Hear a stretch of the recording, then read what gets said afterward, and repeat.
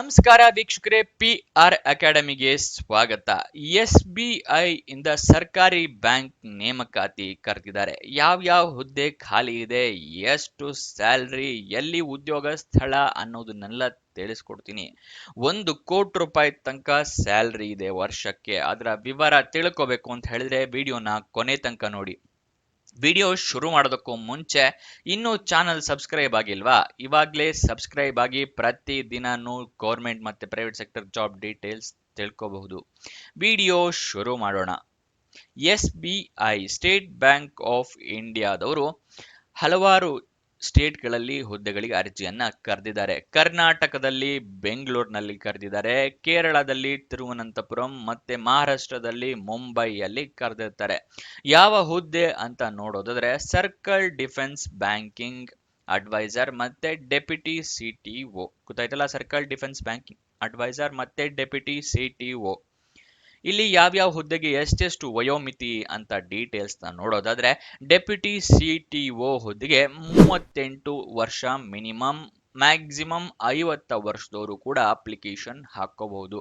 ಆದ್ರೆ circle defence banking ಆಫೀಸರ್ಗೆ ಅಡ್ವೈಸರಿಗೆ maximum 60 ವರ್ಷದವ್ರ ತನಕನೂ application ಹಾಕೋಬಹುದು.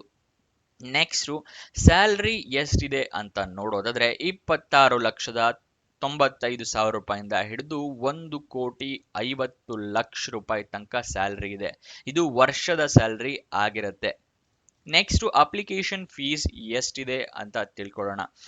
SC/ST PWD ಅಂದ್ರೆ person with benchmark disability ಕ್ಯಾಂಡಿಡೇಟ್ಸ್ಗಳಿಗೆ ಅಪ್ಲಿಕೇಶನ್ ಫೀಸ್ ಇರೋದಿಲ್ಲ.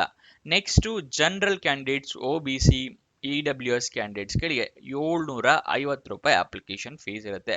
ಅಪ್ಲಿಕೇಶನ್ ಫೀಸ್ನ ನೀವು ಆನ್ಲೈನ್ ಮುಖಾಂತರ ಪೇ ಮಾಡಬೇಕಾಗತ್ತೆ. ನೆಕ್ಸ್ಟ್ ಸೆಲೆಕ್ಷನ್ ಪ್ರೋಸೆಸ್ ವಿವರನ ತಿಳಿಸ್ಕೊಡ್ತೀನಿ.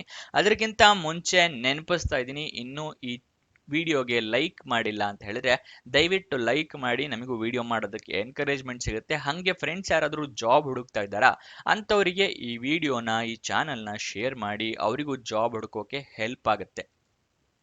ಸೆಲೆಕ್ಷನ್ ಪ್ರೋಸೆಸ್ ಶಾರ್ಟ್ ಲಿಸ್ಟಿಂಗ್, ನಿಮ್ಮ ಜಾಬ್ ಅಪ್ಲಿಕೇಶನ್ನ ಶಾರ್ಟ್ ಲಿಸ್ಟ್ ಮಾಡಿ ನಿಮ್ಮ ಜೊತೆ ಇಂಟರಾಕ್ಷನ್ನು ಮತ್ತೆ ಇಂಟರ್ವ್ಯೂ ಇರುತ್ತೆ. ಇದಿಷ್ಟು ಸೆಲೆಕ್ಷನ್ ಪ್ರೋಸೆಸ್ನ ವಿವರ. ಯಾವುದೇ ರೀತಿಯ ಪರೀಕ್ಷೆ ಇರೋದಿಲ್ಲ. ಇದೊಂದು ಒಳ್ಳೆ ಸುದ್ದಿ ಆಗಿರುತ್ತೆ. ಎಲ್ಲರೂ ಅಪ್ಲಿಕೇಶನ್ ಹಾಕೊಳ್ಳಿ. ನೆಕ್ಸ್ಟ್ ಅಪ್ಲಿಕೇಶನ್ ಈ ಸ್ಟೆಪ್ಸ್ನ ಫಾಲೋ ಮಾಡಿ, ನಿಮಗೆ ಜಾಬ್ ಪಕ್ಕ. ಯಾವ್ಯಾವ ಸ್ಟೆಪ್ಸು ಅಂತ ತಿಳಿಸ್ಕೊಡ್ತಾ ಇದ್ದೀನಿ, ನೋಟ್ ಡೌನ್ ಮಾಡ್ಕೊಳ್ಳಿ. SBI ಅಫಿಷಿಯಲ್ ನೋಟಿಫಿಕೇಶನ್ನ ಕರೆಕ್ಟಾಗಿ ಓದ್ಕೊಳ್ಳಿ ಅಪ್ಲಿಕೇಶನ್ ಹಾಕೋದಕ್ಕೂ ಮುಂಚೆ. ಯಾಕಂದ್ರೆ ಕ್ರೈಟೀರಿಯಾ ಫುಲ್ಫಿಲ್ ಆಗುತ್ತೋ ಇಲ್ಲೋ ಅಂತ ಗೊತ್ತಾಗುತ್ತೆ, ಏನೇನು ಡಾಕ್ಯುಮೆಂಟ್ಸ್ ಬೇಕು ಅಂತಲೂ ಗೊತ್ತಾಗುತ್ತೆ.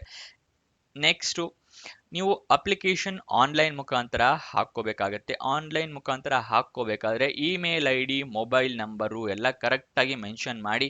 ನಿಮಗೆ ಕಮ್ಯುನಿಕೇಷನ್ ಪರ್ಪಸ್ಗೆ ಇಮೇಲ್ ID ಅಥವಾ ಮೊಬೈಲ್ ನಂಬರಿಂದನೇ ಸಂಪರ್ಕ ಮಾಡ್ತಾರೆ. ಅದಕ್ಕೋಸ್ಕರ ಅದನ್ನು ತಪ್ಪಾಗಿ ಮೆನ್ಷನ್ ಮಾಡಿದ್ರೆ ನಿಮ್ಮ ಇಮೇಲ್ IDಗೆ ಮೇಲ್ ಬರಲ್ಲ ಜಾಬ್ ಸಿಕ್ಕರೂ. ನೆಕ್ಸ್ಟ್ ಡಾಕ್ಯುಮೆಂಟ್ಸ್ ಎಲ್ಲ ರೆಡಿ ಇಟ್ಕೊಳ್ಳಿ. ಯಾವ್ದು ಅಂತ ತಿಳಿಸ್ಕೊಡ್ತಾ ಇದ್ದೀನಿ. ID ಪ್ರೂಫಿಗೆ ಆಧಾರ್ ಕಾರ್ಡು, ಪಾನ್ ಕಾರ್ಡು ಅಥವಾ ವೋಟರ್ ID ತರ ಡಾಕ್ಯುಮೆಂಟ್ಸ್ಗಳನ್ನ ಇಟ್ಕೊಳ್ಳಿ. ಆಧಾರ್ ಕಾರ್ಡ್ ಇದ್ರೆ ಒಳ್ಳೇದು. ನೆಕ್ಸ್ಟ್ ಏಜ್ ಪ್ರೂಫ್ಗೆ SSLC ಮಾರ್ಕ್ಸ್ ಕಾರ್ಡು ಅಥವಾ ಬರ್ತ್ ಸರ್ಟಿಫಿಕೇಟ್ ಇದ್ರೆ ಓಕೆ. ನೆಕ್ಸ್ಟ್ ಎಜುಕೇಷನ್ ಕ್ವಾಲಿಫಿಕೇಷನ್ನ ಸರ್ಟಿಫಿಕೇಷನ್ಸು ಮತ್ತೆ marks card. Next resume ready ಮಾಡಿ ಇಟ್ಕೊಂಡಿರಿ. ಈ ಜಾಬಿಗೆ ಕೇಳಿದ್ರೆ ಅಪ್ಲಿಕೇಶನ್ ಜೊತೆ ಹಾಕಿ, ಇಲ್ಲ ಅಂತ ಹೇಳಿದ್ರೆ ಬೇರೆ ಜಾಬಿಗೆ ಉಪಯೋಗ ಆಗೇ ಆಗುತ್ತೆ. ನೆಕ್ಸ್ಟ್ ಎಕ್ಸ್ಪೀರಿಯನ್ಸ್ ಏನಾದರೂ ಇದ್ರೆ ಎಕ್ಸ್ಪೀರಿಯನ್ಸ್ ಸರ್ಟಿಫಿಕೇಟ್ ಕೂಡ ಇಟ್ಕೊಳ್ಳಿ. ನೆಕ್ಸ್ಟ್ ನಿಮಗೆ ಅಪ್ಲಿಕೇಶನ್ ಲಿಂಕ್ ಎಲ್ಲಿ ಸಿಗುತ್ತೆ ಅಂತ ಮುಂದೆ ತಿಳಿಸ್ಕೊಡ್ತೀನಿ.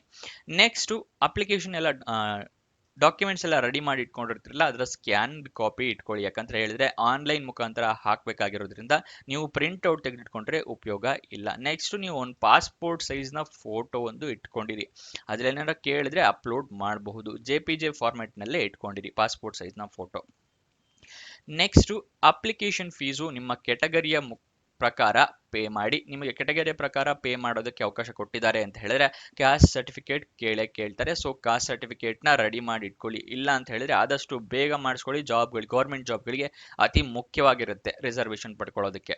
ನೆಕ್ಸ್ಟ್ ನೀವು ಸಬ್ಮಿಟ್ ಬಟನ್ ಅಪ್ಲಿಕೇಶನ್ ಫಿಲ್ಅಪ್ ಮಾಡಾದ್ಮೇಲೆ ಸಬ್ಮಿಟ್ ಬಟನ್ ಕ್ಲಿಕ್ ಮಾಡ್ತಿರಲ್ಲ, ಅಪ್ಲಿಕೇಶನ್ ನಂಬರ್ ಅಥವಾ ರಿಕ್ವೆಸ್ಟ್ ನಂಬರ್ ಈ ತರ ಏನಾದ್ರೂ ಬಂದ್ರೆ ಅದನ್ನ ನೋಟ್ ಡೌನ್ ಮಾಡಿ ಇಟ್ಕೊಳ್ಳಿ. ಯಾಕಂದ್ರೆ ನಿಮ್ಮ ಅಪ್ಲಿಕೇಶನ್ ಸ್ಟೇಟಸ್ ಅಥವಾ ಮುಂದೆ ಫ್ಯೂಚರ್ ರೆಫರೆನ್ಸ್ಗೆ ಬೇಕಾಗುತ್ತೆ. ಅದಕ್ಕೋಸ್ಕರ ಅದನ್ನ ನೋಟ್ ಡೌನ್ ಮಾಡಿ ಇಟ್ಕೊಳ್ಳಿ.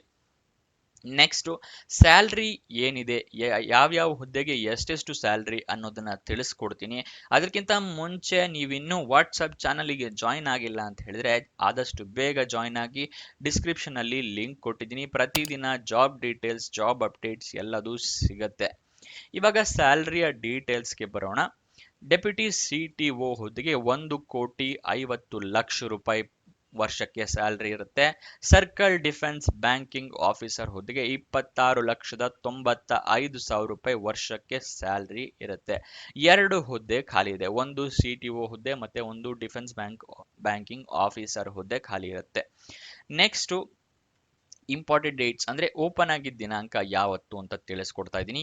8 ಫೆಬ್ರವರಿ 2025. ಕೊನೆಯ ದಿನಾಂಕ 2 ಮಾರ್ಚ್ 2025.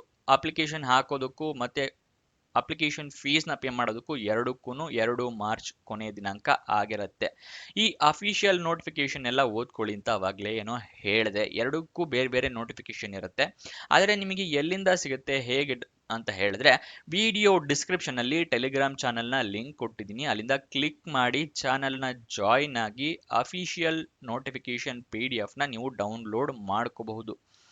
ಡೌನ್ಲೋಡ್ ಏನೋ ಮಾಡ್ಕೊಂಡ್ರಿ ನಿಮಗೆ ಅಪ್ಲಿಕೇಶನ್ ಹಾಕೋದಕ್ಕೆ ಲಿಂಕ್ ಬೇಕಲ್ವಾ, ಅದನ್ನ ನಾನು ಇಲ್ಲಿ ಸ್ಕ್ರೀನ್ ಮೇಲೆ ತೋರಿಸ್ತಾ ಇದ್ದೀನಿ. 2 ಜಾಬಿಗೂ ಬೇರೆ ಬೇರೆ ಲಿಂಕ್ ಇದೆ. ಆ 2 ಲಿಂಕ್ನು ನಾನು ನಿಮಗೆ ವಾಟ್ಸಪ್ ಚಾನಲ್ ನಲ್ಲಿ ಕೊಟ್ಟಿರ್ತೀನಿ. ಡಿಸ್ಕ್ರಿಪ್ಷನ್ ಅಲ್ಲೇ ಲಿಂಕ್ ಇದೆ ವಾಟ್ಸಪ್ ಚಾನಲ್ ಇಂದು, ಅಲ್ಲಿಂದ ಜಾಯಿನ್ ಆಗಿ ಅಲ್ಲಿ ವಾಟ್ಸಪ್ ಚಾನಲ್ ಇಂದ ನೀವು ಕ್ಲಿಕ್ ಮಾಡಿ ಅಪ್ಲಿಕೇಶನ್ ಹಾಕೋಬಹುದು. ಅಫಿಷಿಯಲ್ ವೆಬ್ಸೈಟ್ ಅಡ್ರೆಸ್ ಬೇಕು ಅಂತ ಹೇಳಿದ್ರೆ sbi.co.in. ಎಜುಕೇಶನ್ ಕ್ವಾಲಿಫಿಕೇಶನ್ ವಿವರ ನೋಡೋದಾದ್ರೆ ಡೆಪ್ಯೂಟಿ CTO ಹುದ್ದೆಗೆ ಗ್ರಾಜ್ಯುಯೇಷನ್, ಪೋಸ್ಟ್ ಗ್ರಾಜ್ಯುಯೇಷನ್ ಅಥವಾ MBA ಆಗಿರಬೇಕಾಗತ್ತೆ.